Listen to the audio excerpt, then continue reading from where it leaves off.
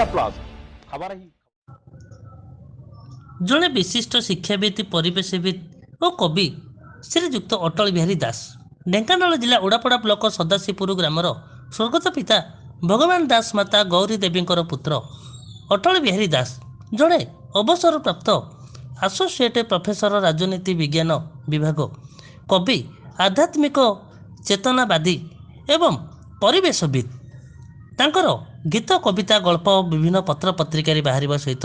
विभिन्न अनुष्ठान पक्षर पुरस्कृत होती श्री दास। श्री दास जड़े शांत सरल स्वभावर और आध्यात्मिक चेतनावादी। श्री दास धर्मपत्नी श्रीमती रीना दास जड़े आदर्श गृहिणी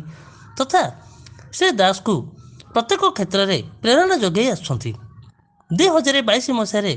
संध्या तारा साहित्य संसद में प्रकाशित भिन्न सकाल कविताटी बेस उच्च कोटीर हो पारिछि श्री दासंकर। ढेंकानाल महेश्वर साहू रिपोर्ट प्रतिष्ठित संवादपत्र तार रविवार पृष्ठार आपण कविता मु देवी मु कहली देखो मोर तो क्या सहित एमती चिन्हा परिचित ना आदि कविता आपन को भल लगुच आपड़ दिंतु सेठू से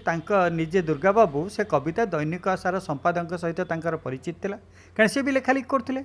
तेणु से मो कविता प्रथम प्रकाश कले दैनिक आशार तापर क्रमागत भाव में मोर कविता गुड़िक दैनिक आशा साहित्य पृष्ठार प्रकाशित है एवं यही लेखा रज्जुक मोर थिला तापरे से लेखा को लेकर मु किछि आमर जो अच्छी कविता आसर हुए से कविता आसर में रही एवं आम्भे माने साहित्य अनुष्ठान गोटे ब्रह्मपुर खाली ब्रह्मपुर रे गोटे अनुष्ठान थिला बहुत पुराना अनुष्ठान जार कि सभापति थिले स्वर्गत बसंत कुमार पाणिग्राही उत्कल सम्मेलन सभापति से तांको दायित्व आम करूँ गोटे एवं आम्भे साहित्य अनुष्ठान एवं से डॉक्टर सुशांत जेना जे कि मोर छात्र थिले से यूनिवर्सिटी स्टूडेंट थिले प्रतिटी नूतन लेखक बा कवि मनरे जो आग्रह अच्छी कविता प्रति आग्रह अच्छी बा साहित्य प्रति आग्रह अच्छी साहित्य प्रति वर्तमान समय आग्रह रखा किसी कम कथा नुहे कारण पिलामाने जो प्रकार दौड़ अच्छा जोटा कि आम रैट रेस कहचे जे बहुत किसी पढ़े विराट किसी चाकरी करेंगे और बहुत किसी उच्च स्तर को उठीजे से प्रकार जो समय चली से समय भितर जे जड़े निज मन को बा निज चिंतन को श्रृंखलित करी कविता दिगरे आगे पारुची कविता पढ़ुची साहित्य पढ़ुची सेटा निश्चिंत भाव में एक आशीर्वाद बोली बुझे। भिन्न सकाळ तमर ए परिचित सहरर सरहद डेई दूरे बहु दूरे सेपारीर मोलायम घास गालीचारे चाहे टिके जीवी मु निदेई दिनटीए वर्षटीए शताब्दी गोटिए कान मोर शुणबनी समयर मिछ कलरब आखि मोर देखबनी क्षणस्थायी इंद्रधनु रंग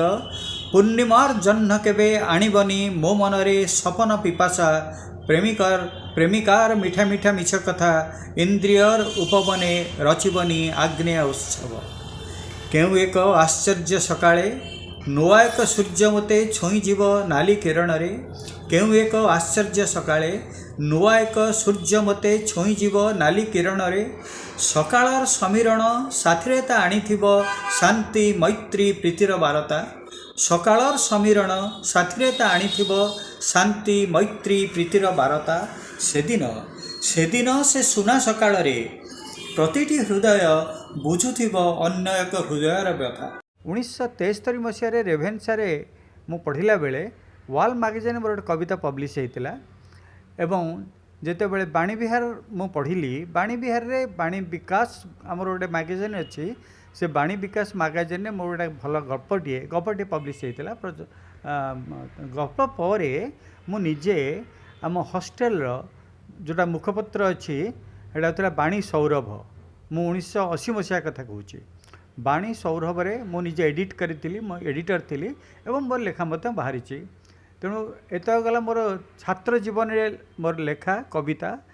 ता छड़ा मु नाटक अभिनय करुली से अलग कथा गल्प भी लिखुली किंतु कविता सहित संपर्क छात्र जीवन एतिकी छात्र जीवन पर मुझे खलिकोट कॉलेज रे अध्यापक भाव में नियुक्ति पाइली एवं सेठी आम कमन रूम रे सब सार मैंने बसती मु मो डायरी रे किसी कविता लिखी एवं पाठ पढ़ार किसी नोट एवं डायरीटा जेहेतु जीव सांगे तेणु डायरी रे किसी कविता भी थिला मोर जन सीनियर लेक्चरर थिले से अवश्य ଏବେ ସ୍ୱର୍ଗତ ହେଇସାରିଲେଣି ଦୁର୍ଗା ପଟ୍ଟନାୟକ। ସିଏ ସେମିତି ମୋ କ୍ଲାସ୍କୁ ଯାଇଛି, ସେ ମୋ ଡାଏରୀଟା ଖୋଲିଛନ୍ତି। ଡାଏରୀ ଖୋଲିକି ମୋର ଗୋଟେ କବିତା ଆଖି, ସେ କବିତା ସେ ପଢ଼ିଛନ୍ତି। ଆଉ କେତେ କବିତା ବି ତାକୁ ପଢ଼ିଛନ୍ତି ଏବଂ ଫେରିଲା ପରେ ମୋତେ କହିଛନ୍ତି ଯେ ଅଟଳ ଆପଣ ତ ଖୁବ୍ ଭଲ କବିତା ଲେଖୁଛନ୍ତି, ଆଉ ଆପଣ ଯଦି ହଁ କରିବେ ତାହେଲେ ଆପଣଙ୍କ କବିତା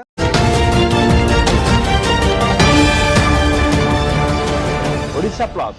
खबर ही